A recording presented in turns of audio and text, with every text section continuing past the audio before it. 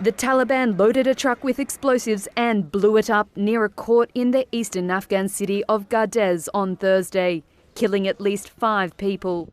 The explosion comes just 2 days after a suicide bombing tore through a funeral, killing over 30 people. And on the same day, 3 gunmen opened fire at a maternity hospital and killed mothers as well as 2 newborn babies. An Islamic State offshoot claimed responsibility for the suicide bombing, but no one has claimed the assault on the maternity ward. The horrific attacks are a huge setback for President Donald Trump's long-shot peace deal in Afghanistan and has cast scepticism over the promise of a peace deal brokered between the US and the Taliban in talks that didn't include President Ashraf Ghani's government. Digging graves for victims of the hospital attack, a relative of a deceased family member questions the will of the Afghan government and the Taliban to work together.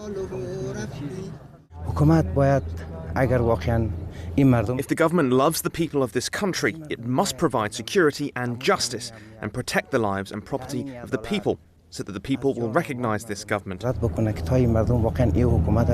Otherwise, if the situation continues like this, there will be no place to live in this country, and this kind of killing will continue.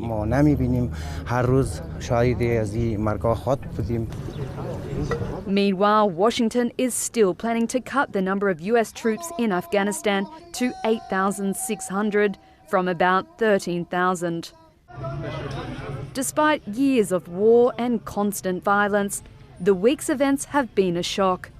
In the hospital where nurses tried to soothe the babies after the attack, Dr. Abdul Krajat described the grim toll.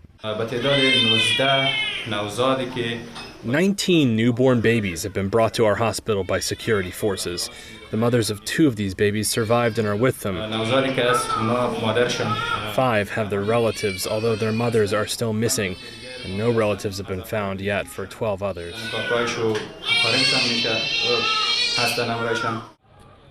Now, Afghanistan is on edge as the country's military switches to offensive mode.